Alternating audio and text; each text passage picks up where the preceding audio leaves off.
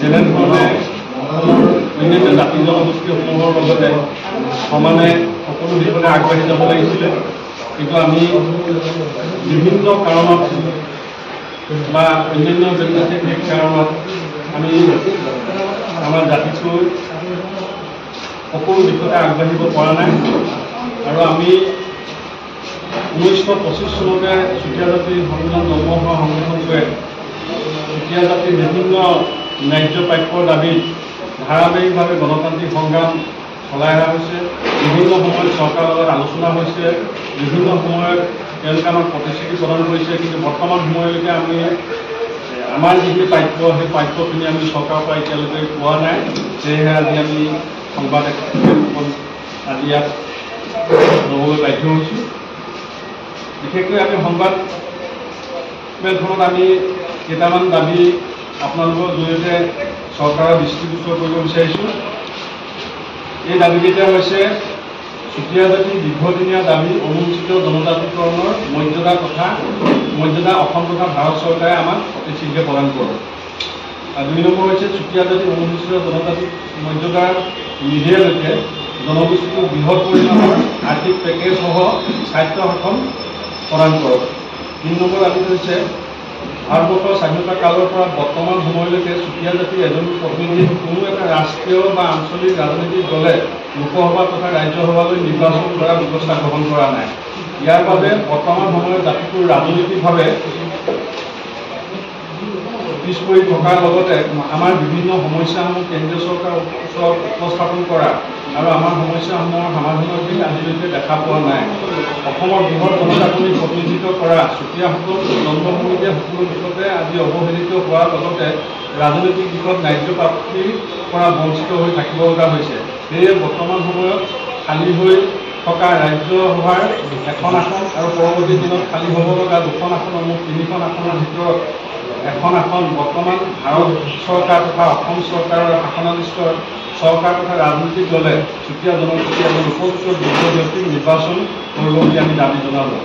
4 number হৈছে অসমৰ অন্যান্য জাতি জনগোষ্ঠীসমূহক অসম চৰকাৰে প্ৰদান কৰাৰ দৰে বিভিন্ন উচ্চ শিক্ষা অনুষ্ঠান, চিকিৎসা মহাবিদ্যালয়, বিশ্ববিদ্যালয়, ইঞ্জিনিয়াৰিং শিক্ষা প্ৰতিষ্ঠানসমূহত চুতীয়া ছাত্ৰ ছাত্ৰীৰ বাবে যি আসন সংৰক্ষণ ব্যৱস্থা ঘোষণা কৰিছিল, বাস্তৱ ক্ষেত্ৰত চুতীয়া জাতিৰ ক্ষেত্ৰত ইয়াৰ প্ৰতিফলন দেখিবলৈ পোৱা নাই। অকল মেডিকেল কলেজতে আমাৰ 4খন আসন তেওঁলোকে চৰকাৰে দিছে, বাকীকেইটাত তেওঁলোকে চৰকাৰে যেনেধৰণে প্ৰতিশ্ৰুতি প্ৰদান কৰিছিলে সেই ক্ষেত্ৰত আমাক আজিলৈকে বাকী আসন সংৰক্ষণৰ কামটো কৰা নাই। আৰু এই চৰকাৰখনে এই ব্যৱস্থা সম্পূৰ্ণভাৱে কাৰ্যকৰী কৰিবলৈ আমি দাবী জনাব বিচাৰিম। 5 নম্বৰ হৈছে চুতীয়া জাতিৰ প্ৰস্তাৱিত ৰত্নভোজপাল কলাক্ষেত্ৰ নিৰ্মাণৰ বাবে যোৰহাট, নতুবা গোলাঘাট জিলাৰ ৰাষ্ট্ৰীয় ঘাইপথৰ কাষত মাটি আবণ্টন কৰি কলাক্ষেত্ৰ নিৰ্মাণৰ বাবে অসম চৰকাৰে আমাক প্ৰতিশ্ৰুতি প্ৰদান কৰিছিল। সেয়েহে অসম চৰকাৰক আমি ইয়াৰ কাৰ্যকৰী ব্যৱস্থা গ্ৰহণ কৰিবলৈ দাবী জনালোঁ।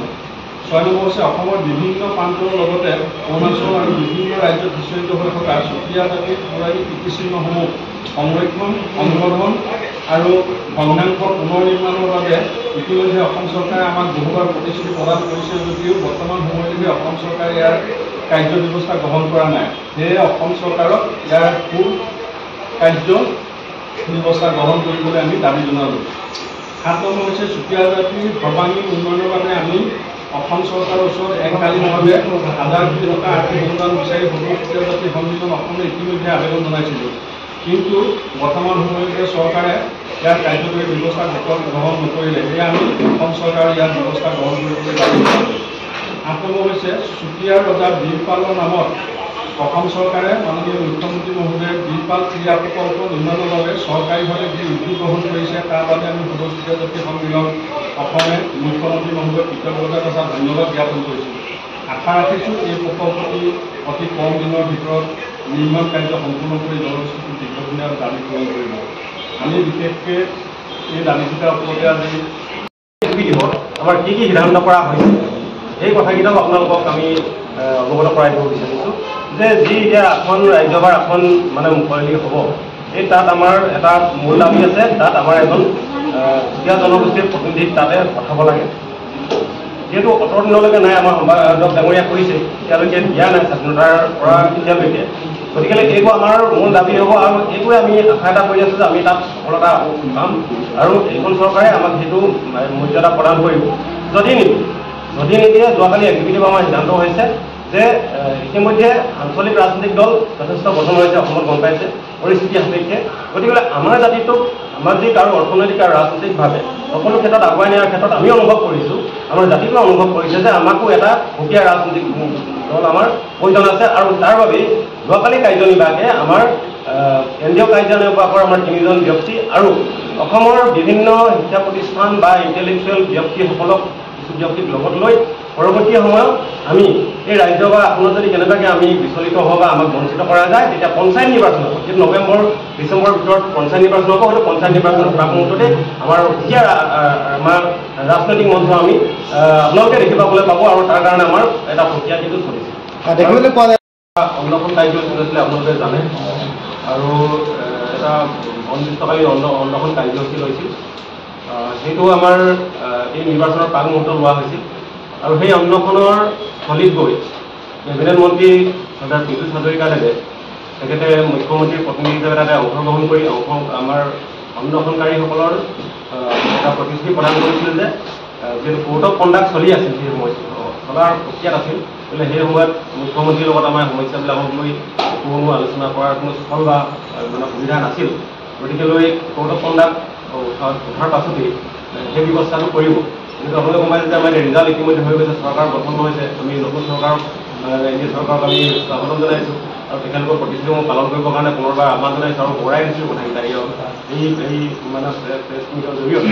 আৰু সেই অন্নখনস্থলীত গৈ মন্ত্ৰী পীযুষ হাজৰিকাদেৱে যিটো প্ৰতিশ্ৰুতি দি আহিছিল, আৰু যাৰ প্ৰতিশ্ৰুতিৰ ফলতে আলোচনাৰ মাধ্যমে সমস্যা সমাধানৰ কাৰণে অন্নখনস্থলীৰ আমাৰ অন্নখনকাৰীসকলে অন্নখন ভংগ কৰিছিল, সেই প্ৰতিশ্ৰুতিটো হয়তো তেখেতলোকে পাহৰি গৈছে। আমি তেখেতলোককো আজি এই সংবাদমেলৰ জৰিয়তে চৰকাৰক আমি কৰাই দিছোঁ, যাতে তেখেতলোকে দি অহা প্ৰতিশ্ৰুতি, বিশেষকৈ অন্নখনকাৰীসকলক দি অহা প্ৰতিশ্ৰুতিটো মানে তাৎক্ষণিকভাৱে তেখেতলোকে এটা আলোচনাৰ মাজেৰে যি সমস্যাসমূহ আছে সেইবোৰ সমাধানৰ কাৰণে তেখেতলোকক মানে আমি কৰাই দিছোঁ। আমাৰ ৰাজ্যসভা হওক, লোকসভা হওক, প্ৰতিনিধিত্ব কৰিবৰ কাৰণে সুবিধা পালে, বা কেন্দ্ৰীয় হওক, ৰাজ্য হওক, সকলোবিলাক ৰাজনৈতিক দলে সুবিধা দিছে, কিন্তু আমাক দিয়া নাই। আমাক ইতিহাসে আমাক যেনেধৰণে ডিপ্ৰাইভ কৰিলে, এতিয়াও আমাক ৰাজনৈতিক দলবিলাকে ডিপ্ৰাইভ কৰিছে, কিন্তু আমি ভাবোঁ এইখন চৰকাৰে ডিপ্ৰাইভ নকৰিব। আমি তেখেতলোকক ভাল ধৰণে হয়তো উপস্থাপন কৰিব পৰা হোৱা নাই। আমি ভাবোঁ সমিলমিলেৰে থাকিবলৈ হ'লে ৰাজ্যৰ সকলো জাতি জনগোষ্ঠীক চৰকাৰে গুৰুত্ব দিব লাগিব, কেৱল চুতীয়াকৈ নহয়, সকলোকে। গতিকে আমাৰ চুতীয়াৰ বিশেষ এই দাবীটো খুব সোনকালে সহযোগিতা কৰি চৰকাৰে আমাক কিছু এটা আশ্বস্ত কৰিব পাৰিব বুলি মই আশা কৰোঁ।